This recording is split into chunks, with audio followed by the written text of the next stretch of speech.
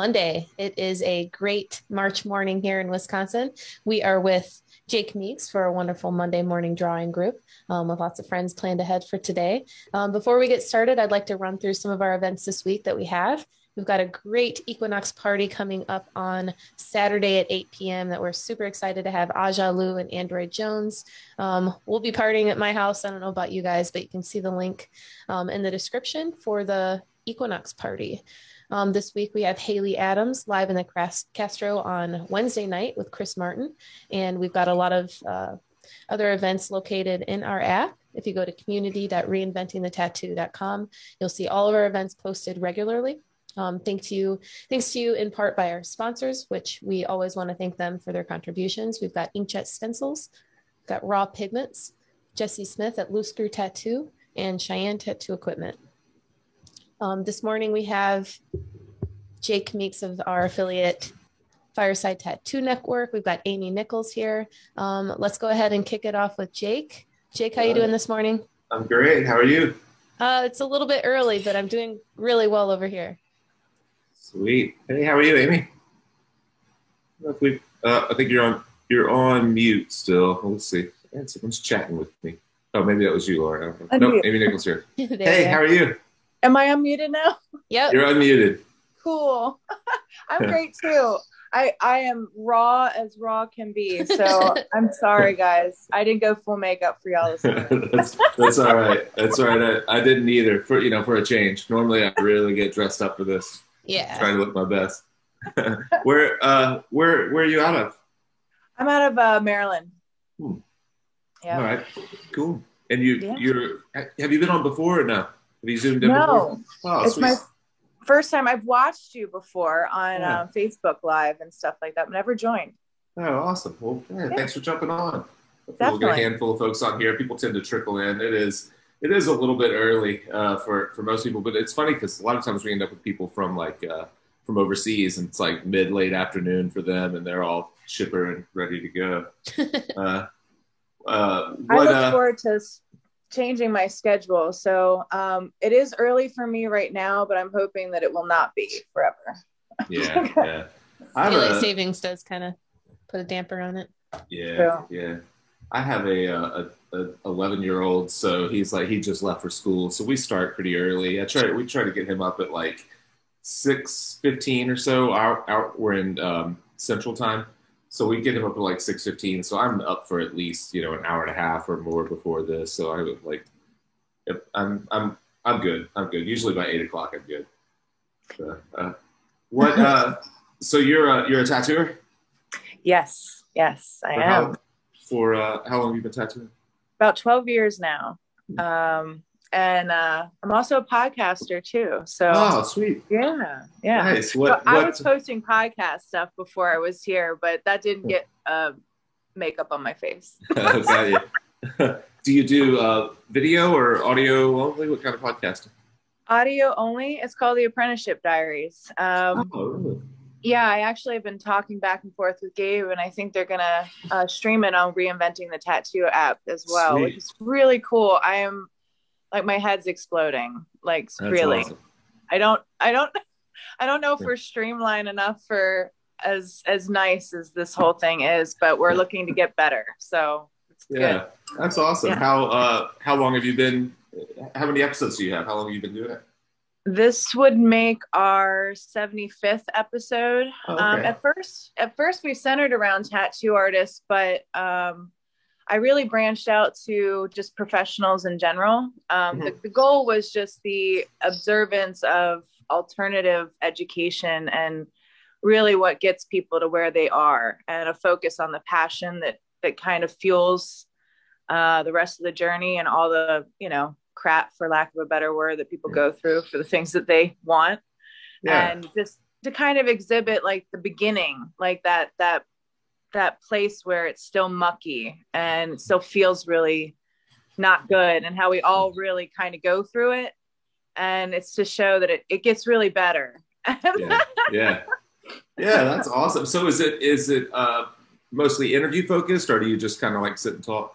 Yeah. Well, I mean, it's an apprenticeship diary of mine in itself, in just podcasting, because I'm artists, we struggle with ego, I think, a lot. And for me, it was learning how to interview, how to do all of it. And so a lot of it, yes, the answer to your question is yes, but interviewing in itself is an art form, and it requires people like me to be silent. So so some of it is listening to myself and being like, shut up, just shh.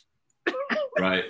There's nothing better. I mean, of course, you'll be overcritical of yourself, but just going through and editing your own podcast, just going like, wow, it's amazing how many times I can say in a 30-second period, or just or interrupt. I've learned a lot through Zoom interviews, because in that, I've learned to fix it now, but originally I had it in speaker mode. With ours being video, people would be talking or showing something, and I'm going, oh, yeah. And so it's constantly cutting over to me on the, on the video. And it's like, wow. And so that highlights how many times I open my mouth for no reason at all, because it just pops over to my face every time, oh yeah. So I've had to learn to get better about that. I've learned to keep myself on mute. There's a cool trick on Zoom. If you just keep yourself on mute and hold down the space bar, it unmutes you. I didn't know that for the longest time. So you can temporarily kind of unmute yourself just when you want to talk. And then all of your ums and ahs, nobody hears. It's great. Oh, that's a great tip. It also adds one more thing to do before you speak. Right. Which kind of trains you. Yeah. That's a good tip. Yeah. Thank you. Yeah, absolutely. Absolutely. I think it's tricky. I never found myself being very good at interviews, even up to now. I've kept it so discussion based that I always have but ours didn't start as an interview show. It started as just me and a buddy of mine talking shop, basically. So it was kind of a back and forth. And then I just kind of kept it that way when it transitioned to an interview show, where I try to share as much as I ask. But it's not that I necessarily want to share as much as I ask. It's just that I'm not a great interviewer. It's the only way I know how to interact with people. So. Well, I'm finding a lot of ego stripping things here, which is great, because that's the whole point, right? Like, as you learn, you kind of realize that it can get in the way of the things that you want the most if you don't learn how to curb it. So, the whole point of the podcast is, truthfully, in my experience, I didn't really like most tattoo artists. But it was a perception, given a lot of outside noise that wasn't actually speaking to them. And so I wanted to network, and I wanted to meet more people. So, and within that, I found that I really like a hell of a lot more than I thought I did. And a lot of it might've been me. So. Right. Yeah. Yeah, absolutely. That's a great thing to learn, to find out. And like you said, there are a lot of egos, and a lot of times there's just this kind of standoffishness whenever you first meet another tattooer, first interact with other artists, just in general. I don't know why it is, but sometimes when you just or most of the time, whenever you sit down and just find some commonality, first off, it's not very hard to find. And then second, usually you become great friends. Now I feel like anytime we go, we don't do it anymore these days, but whenever we go to shows now, I feel like it's family reunions, and I used to be so intimidated going to conventions, and I would years ago, I would just sit at my booth and draw and not look at anyone, even when they came by. And now, I can't take 5 steps without, someone hugging me. So it's right? And it was just that little bit of opening the door, Yeah, no, totally. One of my apprentices just joined us, Eric. Just so you know. Yeah. Hey, Eric, how are you? Good. I'm decent. You're decent. Good. Are you getting set up to tattoo? Are you at work or what? I'm seeing appointments. I'm a vet. Oh, okay. You're a vet. Okay. Wow. All right. So well, that's interesting. Why? What made you take on a tattoo apprenticeship if you're as a vet? You're a full-time vet? Yeah. I because I'd rather be tattooing. Yeah. Well, that's really cool. How long have you been apprenticing? Not long. We started very, very, very a little time ago. We've been working mostly remotely. I was like, this is the world we're in right now. We're going to basically keep expectations low and work from a very, remote start right now and just feed each other. And I said, look, dude, reinventing the tattoo, I got hooked up with them. I've been talking to Gabe for forever, but I was like, you should sit in, like, this would be cool. Yeah, absolutely. Yeah, it is cool. This thing is, it's fun. It's crazy how, this thing started when they first approached me about it. It was going to be like just a virtual tattoo convention. So they were going to be like, they were first going to do one every couple of months with maybe one big one a year. And then they're like, we may just do one every month. And I thought, wow, that's super ambitious. I don't know how you're going to pull that off. And then the next thing you know, they're like, you know what? We're just going to not do it that way and do something every single day, like multiple times a day, maybe. It's like, good luck. We'll see how that goes. You're a part of it. Right. Yeah, exactly. And then I got roped in, but I love it. It gets me going. On Monday mornings, I normally don't get up and draw first thing Monday, but when Gabe was trying to find a time that would work for me and for everyone, he was like, well, Gabe and I, for whatever reason, we've ended up doing these kind of Monday morning text-a-thons, or not Monday morning, every morning. We're just both kind of early. He's our natural early riser, and I get up because of my son. And so we've always kind of text back and forth for several years about tattoo business stuff or whatever else. And so then it just seemed natural. He was like, well, we're already talking in the mornings. Why don't you just like draw in the mornings? Okay, perfect. You're like, good point, Gabe. I guess I could be more productive than just staring at my phone. I could stare at the screen instead, I guess, and draw. It does help to have something that just drives you. I found that like having the podcast and everything and having these checkpoints where it just keeps that rhythm going. And I think that's part of it too, is finding that rhythm. How much of that have we kind of fallen into that we forget how much we hacked before, Right. It's really cool, like the things, but you just keep plucking. Yeah. So what's your apprenticeship kind of looking like right now between the two of you guys? You said you're doing it mostly virtually. How's it working? Give me some examples of like what kind of stuff you're doing. Well, we're art focused for the most part right now, which is why we're here, honestly, because a lot of it is just drawing and the kind of drawing that goes down in tattooing, thinking beyond the shape of the page, understanding that there's different styles. Right now, the curriculum is very style focused. So they're doing flash sheets within styles. They can pick whatever focus for the flash sheets, but I've kind of given the parameters of the idea of what the flash sheets are supposed to look like, and they have 5 flash sheets that they have to complete, and we're going to look at them. So a lot of it is just seeing where their mind goes. I want to see what they make, and then for me that'll drive the next thing. But it's really loose, and we're really just trying to keep the fundamentals hardcore. I started with I forget the title of the book. It's a green book by, but it's all about the tattoo machines, old school tattoo machines. It's going to suck that I don't have the book in front of me. I'm trying to think about, the only one that I can remember was the Tattoo Machines and Their Secrets, but I don't think it's green. I think it was like a black and white cover. It's the same author. It's like the art of... Yes. Yeah. I started with that. Okay. Yeah, well, that's sweet. I'm with you on the flash sheet thing. We used to or had a few apprentices at a shop that I worked at for many years before I moved to a private studio, and that's the book that I had, Tattoo Machines and Their Secrets, that you just popped up. But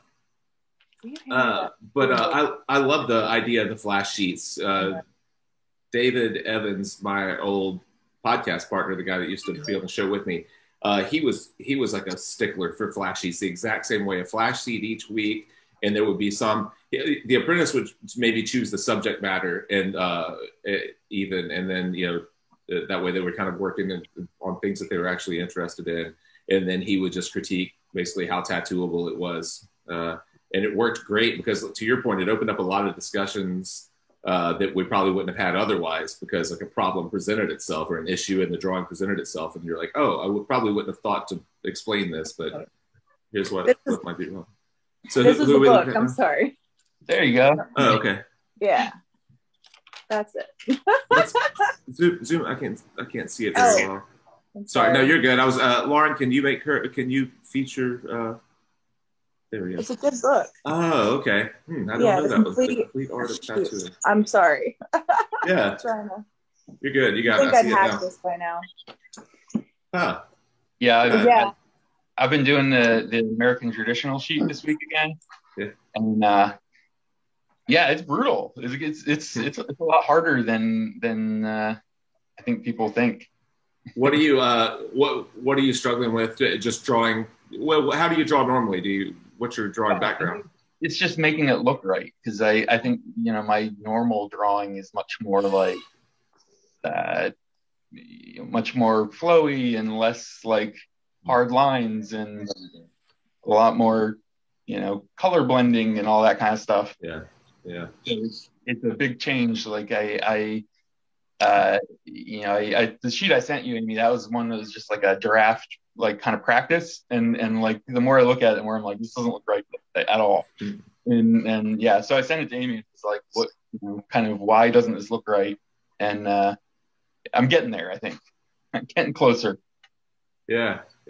I think a lot of times I'm with you on that. I never have been a good like one-shot traditional tattooer, even though when I came up, that was like the way, there was a very specific method to putting a tattoo in skin. And I do think it's one of the best ways to learn, though, because it forces you to kind of simplify stuff that maybe you would do in your own kind of style. Like, all right, well, how do I turn this into something that I can actually get in and out of the skin without just beating it up too bad? Like, how do I deal with edges, and how simple can I make blends? If I would blend this, from a black to a deep red to a lighter red to an orange, how do I just simplify that from a black to a orange or whatever it is? Like, how quickly can I get from A to B? That kind of thing. It's really helpful, but especially once you start kind of dealing with skin and realizing that the skin isn't cooperating with you and you need a way out of it, which will happen for sure. So have you done any tattoos yet? I've done a couple little things on myself. Yeah. What was, what are you using, coils or rotaries or? For that, I used a rotary. Yeah. It was okay. It went better than I thought it would and worse than I thought it would in different ways. Yeah. What surprised you about like putting needles in skin most? What did you not expect? Or? I think it's just it's a lot more volatile than I thought it would be. At least getting it to look right is hard. Yeah. And I kind of just did that on my own with no guidance, so it was kind of just playing around. Yeah, I started the same way. Yeah. The one thing I remember that surprised me so much in my first tattoos was I assumed whenever you dipped the ink and needle and you drug it across skin that it would make a mark no matter what. I had this assumption that it would just, whatever you did, it would make it might not be the mark you wanted, but it would at least make a mark. And then I realized like, oh, wow, there's a great chance I wiped that away and there's nothing there at all. That was like my biggest kind of revelation to start. I was like, oh, it doesn't just like needles don't just go in skin. And kind of sitting there like scribbling in the color, the magnum, and being like that, and then wiping it and being like, wow, that looks terrible. There's like there's like 6 marks there, not a nice color patch. Yeah.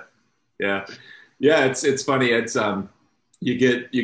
I mean, obviously you get far away from that stuff, but there are some things you can still. That's why I'll have to go back and start listening to your show, because that's the kind of stuff that, like, when I hear people that are we have a lot of people that reach out that are just getting started, and of course, if they don't have any really great technical guidance, the first thing they do is like message the Fireside Instagram or leave a YouTube comment and say, "Will you go look and tell me what I did wrong here?"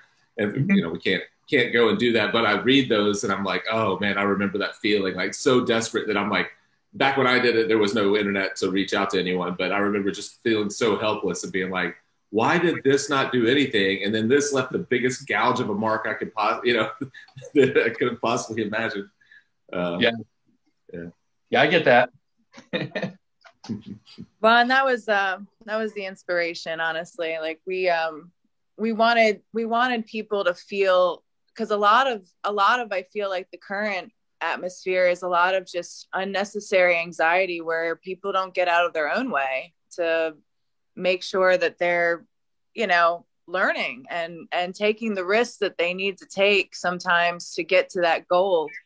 Like you said, conventions used to be so scary, and now it's like coming home. Mm-hmm. All it takes is like shaking a few hands and, you know, trying to connect with people and ask and all these things. And the internet certainly makes it easier. So yeah, we're trying a thing remotely right now just to kind of craft a course line on some levels, but we're playing really. I mean, a lot of it is just exploring art. And I really, with the craft sheets, that can be a commodity all on its own. But through it, you might find something that you never thought you would. So I really like it as a practice. Yeah, I agree.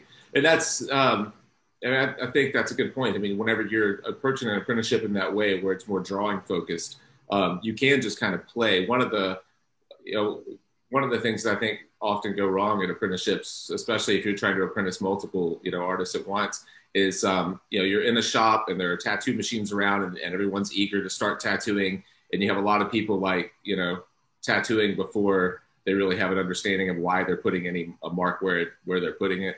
And it seems like the way that you're approaching it is probably a lot more, what's the term I'm looking for? It's like not as scary, not as intimidating, because who cares if you mess up a flash sheet, Yeah, no, totally. And and part of it is the business of it, right, too. Like, realizing how diversified your talent can go. Like, you can sell flash sheets like right now. Like, if you do them well and you get really in a rhythm of it, that might be a whole thing that you found before you start making money tattooing. Mm-hmm. So for me, it's teaching about being a commercial artist in a lot of ways, and not throwing away necessarily things that you think are just exercise. You never know what that could be. A t-shirt, that could be a button, that could be, just do it. Why wait now? Do it. Yeah, absolutely. And until something's on the paper, you don't really know what to, what it could become. I mean, I can't tell you how many drawings lay around of mine for weeks or months that seem like complete failures. And then one day you go like, oh, I know what's wrong with that. And it turns into something that's completely usable. It just takes like seeing it in the right light. And until there's something on the page, you can't do that. So. Yep. So I think getting that rhythm, that heat, that love and that joy of submitting yourself and then putting it out there and then seeing how it comes back to you is so great. And it might be that you're not wanting to be a tattoo artist in the end. Like, even if it falls into that you just become this really dope commercial artist in your own right, hey man, that's a success for me. I don't really care where it leads. I want people creating. So yeah. The goal. Right. Yeah. One of the most valuable kind of assets for us here at Fireside is a kid who started out wanting to be a tattooer, got his dad interested in tattooing. His dad ended up was retired and ended up kind of buying a tattoo and starting a tattoo technology company, reaching out to me to try to help his son start tattooing. The son, over the course of time, has decided he doesn't really want to be a tattooer anymore, but he's really into motion graphics and video. And so now he's working with us, and we did this series with them on ink physics and ink science, and it looks beautiful. It looks like it belongs on Netflix, like nothing I would ever come up with. And now they're working on, other projects with us and doing starting to do cool intros and overlays. And so he's into all this other stuff. He's still drawing. He's actually been making some flash sheets as well, but his focus changed. But it all started because he wanted to be a tattooer. Then we met, and then now he's found another path, but he's found a way to it's still, tattooing is still part of his outlet because he's working with Fireside. So it's been, you never know until you start doing something. Yeah. And I feel like the team makes the dream, man. You right. Never know who you're going to meet and how they're going to help you. And that's why it's very important not to burn bridges wherever you go. Right. Yeah. So how are you guys in the same town? Will you be able to work together? Okay. Yeah. That's good. Yeah. Ultimately, yes. Once we get there, And we play long enough to where I'm like, yeah, I want to build machines together. Like I've never really done it. I want to do some things that I've never done with them, you know, to kind of flex muscles that I've seen it done, but I've never done it. The course that I sent, the email on the course on this page. On yes, I saw it. Yeah, Tony Urbanic has a really nice one. Yep. Yeah, I've wanted to take it myself. I need it. And Lauren, you can jump in at any point, right? I mean, it's all just stored. Like you could buy into it now and start at episode 1, right? Yes, you can. Yes, you can. Yeah, that's awesome. We have them archived. Yeah. I'm excited about that. That's probably what I'm going to use, because why reinvent the wheel? It's already been done, and Tony's awesome. Yeah. We had one morning, Soba jumped in on this morning show, and he's starting to build rotaries. And I used his coils. I used Workhorse irons for years. I don't even know how many years before I switched over to rotaries. And I've had it on my to-do on my Trello board to reach out to him and get him on the show and see like what he brings from the coiled world to the rotary world. We're doing an awesome series right now. I'm actually editing some today after we finish this. With the first episode came out this last week with Carson Hill from Numa Tattoo Machines, and a lot of people credit Carson with the kind of rotary revolution, because when he put out that Numa 2, that the pneumatic machine, it was like a lot of people think that it's kind of what opened people's minds to something other than a coil being the only solution. And then shortly after that, the rotary craze started. So he's really an interesting and thoughtful guy. And his goal with this last machine of his, with his Numa, is really to try to mimic the kind of stroke profile of a coil machine as best he can. So we've got a really cool series coming out with him. It won't be as like hands-on like the course on reinventing here, but it's a really fun discussion. We've recorded all of it. I'm just kind of breaking it up into little chunks that are like manageable to listen to, because it's so dense, from an information standpoint. But yeah. That was a hard thing to learn. Yeah.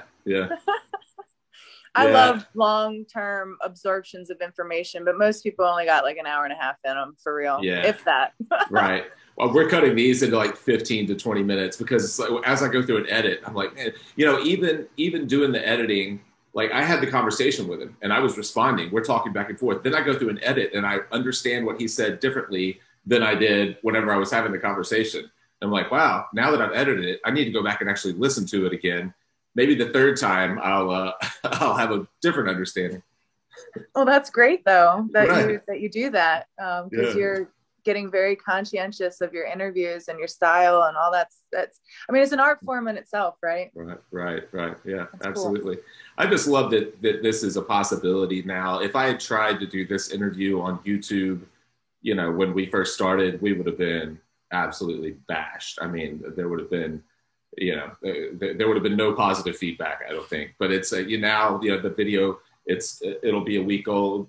I guess we released it last Wednesday or Thursday, so it'll be a week old this week, and it's got thousands of views and almost 99% positive thumbs ups, a couple of thumb downs. Someone jumps on and thumbs me down on every single episode as fast as they can, but it's only one person or two, so it's not that bad.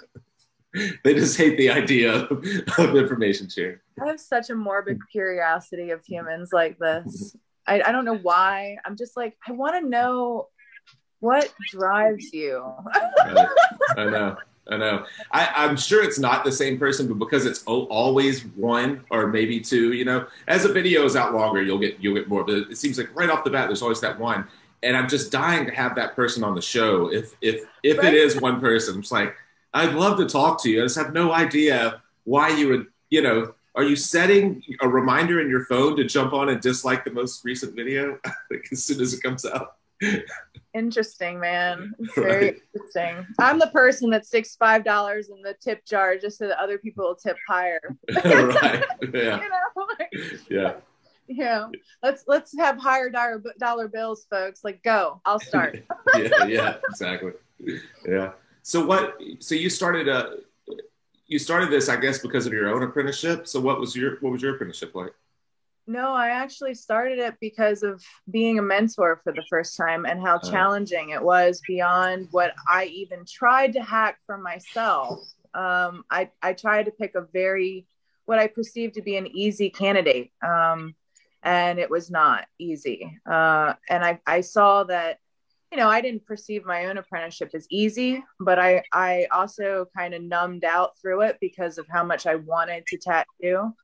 And I actually had 4 apprenticeships, but I had 2 in tattooing and 2 in barbering. So I'm a master barber and I'm also a tattoo artist. So the idea of apprenticeships to me is it's a passion, because I think professionally it's the only best way to learn and to set you up right for whatever profession you're going into. I mean, that's why doctors have clinicals, and you have these first starter kind of observances before you actually get loose and into your job.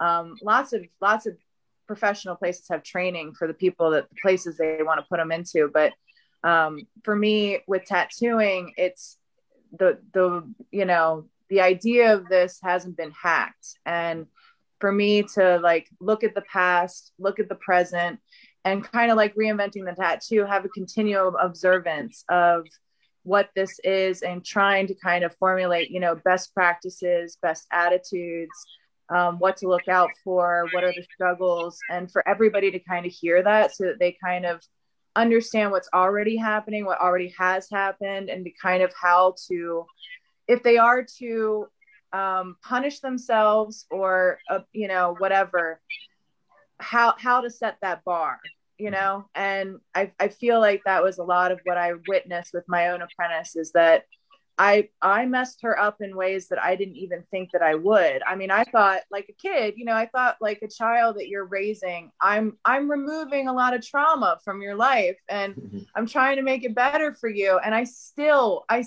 messed up her head.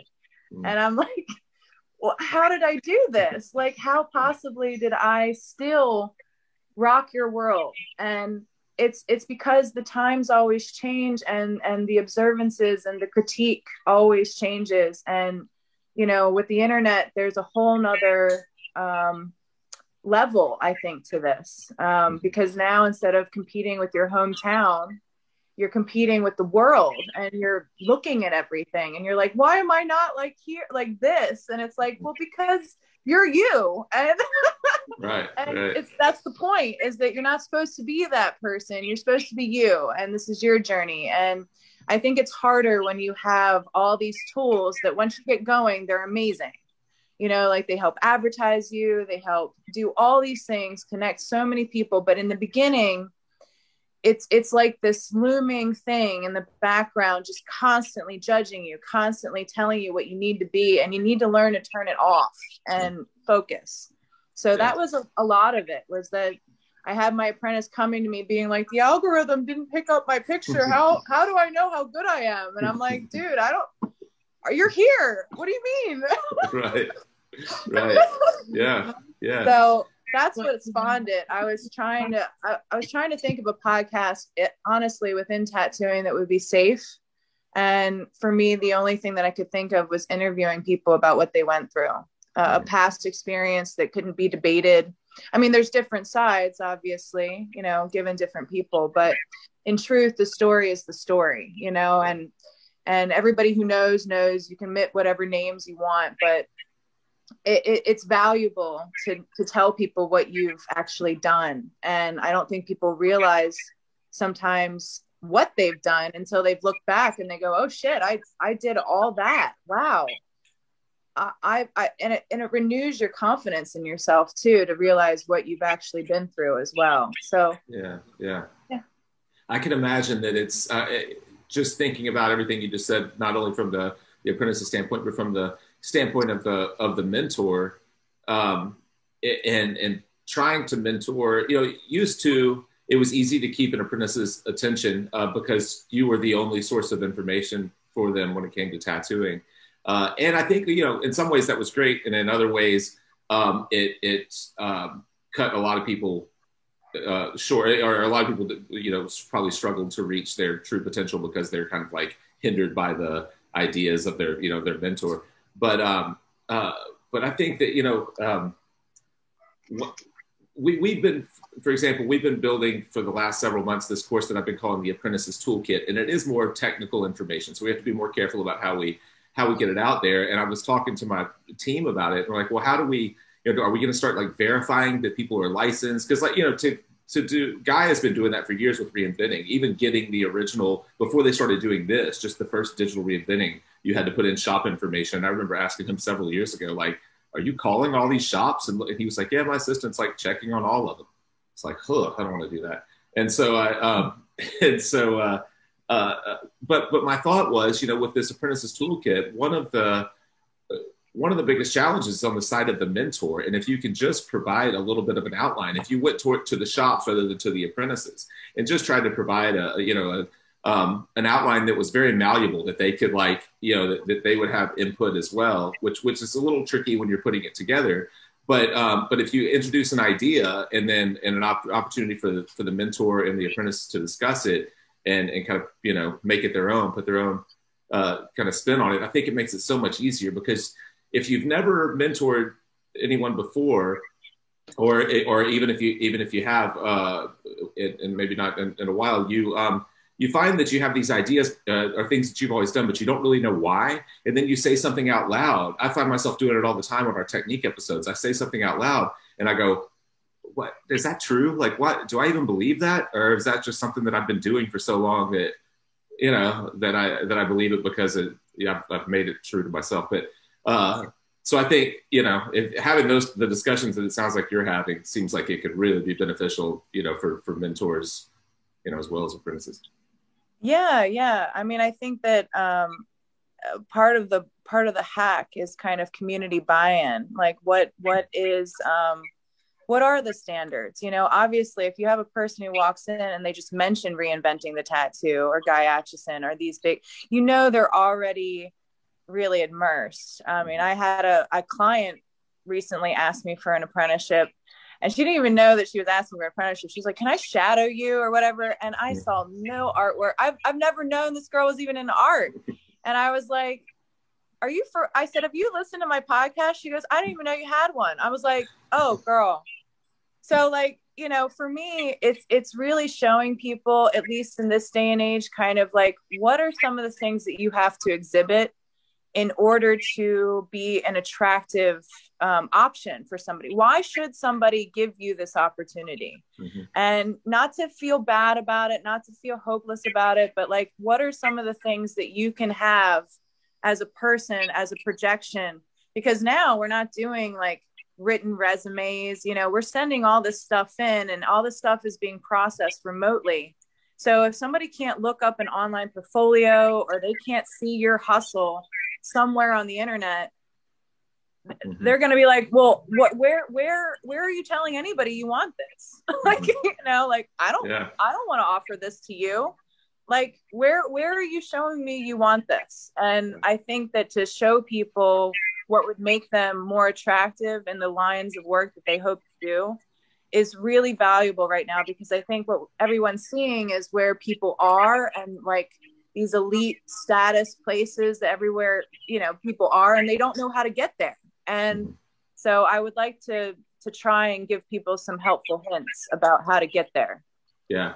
I think proof of that, or evidence of the proves what you're saying, is that the number of people that are relocating to go to tattoo schools, and the number of the increasing enrollments in tattoo schools. We're actually doing a podcast next week with a guy who just reached out of the blue through social media and said that there was a path to apprenticeship that he hadn't heard me talk about much on the show, and wanted to know if we could talk about it. So we jumped on a call last week, and he was actually someone who learned to tattoo in prison and years ago, and with like guitar string style.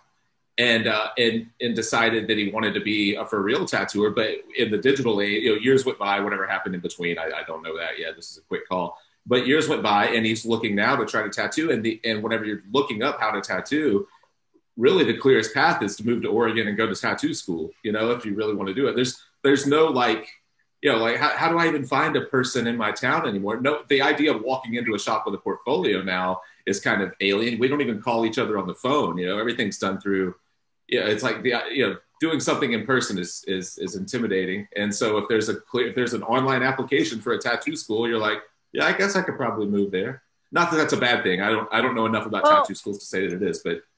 And it's interesting you bring it up, Jake, because part of the goal ultimately, and I'm going to be real. I mean, all of us need to diversify our income. I'd like to craft, either with other professionals that we all do it together and get a little piece of this pie that would be amazing for our community. But I feel like having kind of like a set online bit of courses, like you're saying, that would quantify not something that necessarily shops could use, but maybe that people could do on their own without mentor buy-in or anything, but that could stand as like, evidence that this is a good candidate. Like, oh, you've done X amount of courses through this highly recognized, entity here.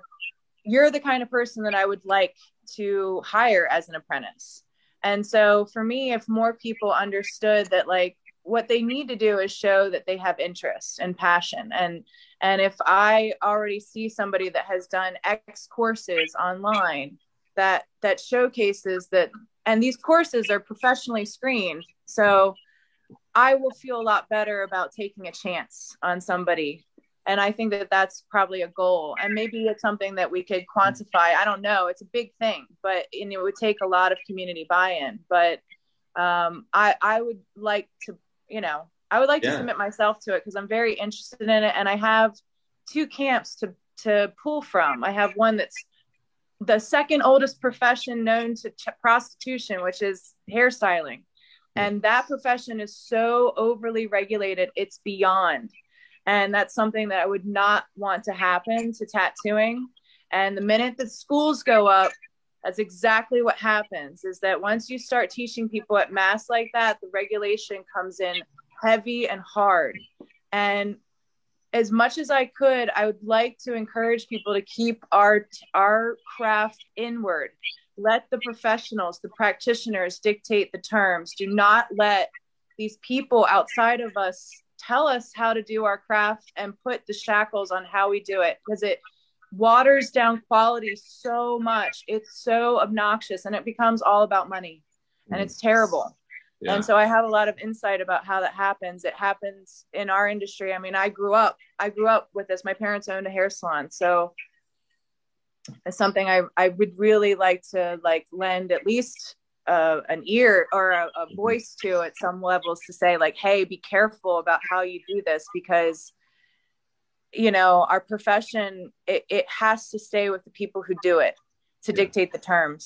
Yeah, I completely agree with that. And I see, I definitely see the risk there, especially with just the volume of people that you're able to put through those types of programs. And if you talk to any, Oregon's the only place that I have any experience, or that I know tattooers that deal with, with artists that come out of these, schools. And like I said, I know people that run, Shelly Dax, who was on our show not too long ago, runs an Oregon-based school. The guy that I'm doing a podcast with this next week goes to an Oregon-based school. But I've also sat down with, say, Jeff Gogwe, who's been tattooing in Oregon for years, and the folks at his shop at 26 Swords, which are solid. I mean, everyone's solid across the board, and they're all like quick to say like that. It just like every time a new class comes out, it saturates the Oregon and Washington and kind of Northern California, all the market with so many like young, hungry tattooers that are like doing anything they can to pay that tuition back, tattooing out of hotel rooms or Airbnbs or whatever they can do. And it's, I've never witnessed it personally, but it sounds like it could be a real problem if it were to spread in that way. And that's more, that says less about the curriculum that the current schools are putting out, and more about just the volume of potential, like the number of potential tattooers that could be like thrust into the world. Well, yeah, and I think people see tattoo artists as like these, which they should, because we are hustlers, man. Like the level to which our professionalism is with our art, with our clients. I mean, our canvases are people, and we open blood up. So like the level of responsibility you have to have is immense. But I don't think that they really get the full scope of it when they start it. And I feel like a school, it's like college, right? Like you don't know the full scope of this thing until you're knee deep in debt already. And then you're trying to hustle to make this back. And I feel like there should be a different way. And that's why I love apprenticeships, because it's in-house. You can organize it the way you want to. You can set the terms with your own apprentice, and you're shaping somebody that ultimately will work with you, for you. And that's something that's, you can't replace that kind of in-house accountability for it. And for me, that's kind of the only way. I mean, school, I think it's great. It gives you a base level of knowledge and stuff, but I don't want there to be ego that's wrapped up in that, or, a debt. Like, I don't want that. I want people to be able to kind of touch base with these things as much as they can to see whether or not it's for them. And then if it's not, move on. And I also don't want it to just be a bunch of trust fund babies that come into it too, because that was fucking art school. I mean, I dropped out and it was obnoxious. The amount of people that were there just doing, their art projects were like, this isn't, you could say it's art because you said it's art, but this is you staying up way too fucking late, saying, oh, I have a project, and then doing something and then putting it up for me to critique what, right. What effort, and because mommy and daddy paid for you to be here so that you could dick around for 4 years until they got to pay for something else. Like, I don't want that. I don't want it. Yeah, it sounds like we went to the same school, same art school. Yeah. Except for they put the work up for critique and have no interest in the critique, just want to defend themselves. Oh, I know, right? Right. I can say from my perspective, like, definitely looked at tattoo schools. Like, and I think I started getting tattooed in the 90s, so like I remember how it used to be, kind of. And so, for me, that didn't seem like the right way to go. And so I, got an apprenticeship instead. But like, if Amy had been like, no, fuck you, like, it definitely would have been something I would have thought about. And I think what'll happen is if tattoo artists aren't doing that, if they aren't offering schools, somebody will. And, that's kind of scary, because you'll have somebody that doesn't know what they're doing potentially, or people who learned on the internet and then are teaching. Right. So, I think there's something to be said for tattoo artists themselves taking the reins there and offering something. Yeah. There are a lot of good artists out there who might want to be tattoo artists that don't have that opportunity at all. And it may not be harnessing those kind of talents and those abilities. Yeah, absolutely. I think, and I've said it before on our show, whenever we can instantly dismiss the idea of a tattoo school and say that, apprenticeships are inherently better. And I agree that a good apprenticeship, it is fantastic. It can't be beat. I mean, the best artists that trained throughout history worked in an apprenticeship. Like the old masters had apprentices and all the way down. But what we see happen a lot in apprenticeships even are these apprentice factories where you have, one artist that's been tattooing 3 or 4 years and they take on 4 apprentices at once. And it's just a way to keep warm bodies in chairs. But I'd have to think, Amy, back to your point, if there were a kind of a curriculum that tattooers agreed on, I don't believe that even those apprentice factory kind of shops want to be mediocre shops with mediocre artists. And I can think back to my apprenticeship at a terrible, terrible shop. I started it in 95, 96, and no one could draw. It was just a biker shop, tons of drugs. There was one guy there that he could just draw. He wasn't professionally trained. He just drew better than everyone else. And he kind of figured out tattooing on his own. And the owner of that shop was so proud of him. But that's my apprentice. Look at my apprentice tattooed this on my arm. So no matter how crappy the shop is or how terrible the environment is, they want it to be better. I mean, everyone would love for their apprentices to turn out better, to turn out to be good, and for their shop to have some longevity and make some money. So even with those types of shops, I think the problem really is just in the access to information or a clear path to to create an successful apprenticeship. Yeah. Well, and it's a professional standard too of expectation too, because I've had women come to me and say, is it okay that this guy said to me, like, oh, I'm really happy you're applying for this job because we don't have any women here yet, and it would be really nice to have a girl here. It's going to make my shop a lot better. And she was kind of put aback by that, because we're in this time frame where like gender and all this stuff is a thing. And she was like, does that make any sense? And she asked me, and I said, well, honestly, hon, I'd have to hear the context in which he said it to know whether or not you should or shouldn't be offended. But he's not wrong. If you've been in this business long enough, or in any business that requires service, the simple fact of the matter is that everybody likes kind of being around a woman for a service. It's a disarming thing. And to have that kind of blend in your studio, or diversification, is, whether you felt personally like wrong about it or not, he was telling you a very real thing. He was telling you something that is very true, whether you liked it or not. It's just the simple fact of it. I mean, I've had to learn a lot about what my sex has done for me or not done for me within this industry, which I don't even know if I could know. But apparently, just the simple fact that I'm a woman in a lot of ways disarms people towards me. They don't know me. I'm pretty aggressive as a woman, but but for whatever reason that does it. And these are things that you kind of learn if you've been in it for a while, and you take things less personally, and you kind of understand.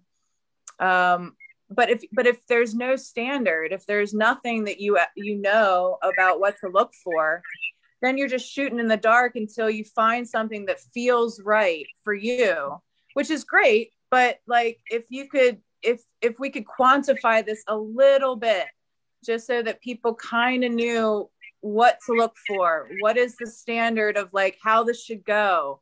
Because I'm on Facebook forums, like looking at people and seeing the common questions that they always ask. Should there be a contract? How should it go? And there's really no baseline. And that's kind of, it's a precarious thing that could offer up a lot of abuse to multiple parties involved. That I think, like, you're right, Jake. I don't think that I think there's a lot of passion, there's a lot of heart, and there's a lot of a great intention here that, if it's done poorly, or if it's not organized correctly, or at least try to be organized correctly, there's a lot of abuse that happens, and people get very discouraged. And then the whole view of what we do is not good. Yeah, I agree. To your point about women in tattooing, I came from a shop that was mostly women. It was owned by a woman. First custom shop in Memphis, period, opened in 92, 93. And then and it was opened by a woman. So she went through her fair share of trouble here in the Deep South, opening a custom tattoo shop, with a bunch of young art kids in the early 90s, but that shop had kind of evolved, and it always, we always had more female tattooers than male. And I felt like I think that I developed a bedside manner, and probably a lighter kind of, physically, I'm a lighter kind of tattooer, I think, than most guys, because my coworker, like my booth mate, was always a woman. And I don't know why that, so, and a lot of times, most of their clients were women. So very often I was the only guy in the room for years and years on end. And it definitely is a completely different, if you go to, say, guest spot at more of a, at more of a traditional kind of shop, or you just go to some of these longer running tattoo conventions. If you go to, like, say, the Richmond show that's been going on forever, and you're around some of those old guys. Richmond show now has tons of really great artists as well, but they've got a lot of those old, still have those guys that were doing them 25, 30 years ago, are still there. And you're like, wow, these are completely different worlds that we're living in. Well, and you said it, art kids. I mean, I do think that if you're classically trained in art in a lot of ways, at least fundamentally, you realize the touch factor, and you have, I think, and I don't want to diss anybody who taught themselves to draw, but you kind of learn a pressure sensitivity even within drawing, and you learn to go in light and develop more and more, even in your artwork. So I feel like when you are an art kid first, and you kind of really focus on the fundamentals of art, you learn to not overcommit before you get there. So I think that it creates a lighter touch too, in a lot of ways, devoid of sex. But bedside manner is definitely a thing that you'll get from a more female environment, I think. Yeah, absolutely. And it reinforced something that I've come to believe more strongly as time has gone on, is that equally as important as the tattoo that my clients wear is the experience that they had with me. And I have tattoos that I've done that that are mediocre to me. Maybe I've done tattoos on this client for 15 years, and the work that I'm doing on them now, I feel like, is my strongest work. And the work from 15 years ago, I'm a little bit embarrassed by. And they still show off that tattoo like it's the best thing that they own, because it represents the longevity of our relationship. It shows how long we've been, kind of a team, in this. And I see it every day, because I've worked on the same people. My clients are all, I don't tattoo any new people. It's all people I've been tattooing forever. And so I get to see kind of how all the things that they remember about the experiences. I'll say, how long ago did we even do that piece? Oh, we did this right after my second son was born, they know everything about the piece, and it's all about that connection we had in that experience and what else was happening in their lives, Without bedside manner, you miss out on that entire, without developing that relationship, I would say. I think it started with that kind of bedside manner and being concerned about about their experience, at that time. I mean, I learned that in the hair industry. It's about 60% the haircut you give and 40% the bedside manner and the way you make someone feel. And especially within hair, people are looking for an atonement. They're looking for something to reset and make them feel, you feel cleaner after you get a haircut, and they just touched your head, but that's the magic of that. And when done well, and it's also a profession that requires retention, because that's something that's different with tattooing. You might get retention if you're awesome and if your clients love you. But you could keep tattooing and never repeat the same person and have a full career and keep going and probably be a dickhead while you did it, because they wouldn't want to come back. But you could still have a viable career. But with hair, man, if you don't figure out how to be lovely and something that people look forward to coming to see, you will not have a clientele. And so it teaches you a lot of fundamentals about how to actually work with people. Plus the consult is so expedited. Like, you have to, in 5 minutes, know what somebody wants of you. And it's like, okay, I'm hearing you. Let's go. You have maybe 10 clients a day. Whereas with tattooing, you might have like 1 or 2, and if you're in it depends on what kind of tattooing you do, but I have like 1 or 2, at most. Right. Yeah, that's an interesting perspective that you've found through the relationship of those two. I always think about how I've tattooed a lot of hairdressers over the years, and I always think about how similar our professions are. But yeah, that is one definite difference, just the time that you actually have to develop with that person. It's not very much with hair, and it's really easy. I know people that change hairdressers. I mean, my wife even, she like, one thing goes a little bit south, or she's like, she never gets this one part of my hair right. That part never is colored. I'm going to try something different. It's like, if my clients were as picky as my wife is about hair, I would be in trouble. Well, and it's a communication thing, right? Like that was a grounding thing I learned. My dad's had clients. He's been cutting hair my whole life, And he has clients that he's cut the community's hair. Like his clients now are people that he's cut their kids' hair and then now their kids' hair. So, but it's all based on every 6 to 8 weeks, you know, like they come back and you end up learning these people. But when you want that kind of long-term connection with somebody, you do figure out how to communicate very effectively, very quickly. And you teach your clients almost that you're a safe space for them to communicate with. And that's something that, again, I feel like in the tattoo industry, you know, we could learn a little bit more about, like, you know, it's our art, and we can definitely stand behind that on an integral level, but it's also their skin and they have to wear it permanently. So to let them feel like they have a very safe, trusting space to communicate their wants is so vital. It's so vital. Yeah, absolutely. Yeah. I've known plenty of artists over the years who shoot themselves in the foot at every consultation by just the way they interact, either just not recognizing, I think, where the client is. I think it's important in this business that you meet people where they are and not where, you know, you expect them to be, or not where they, you know.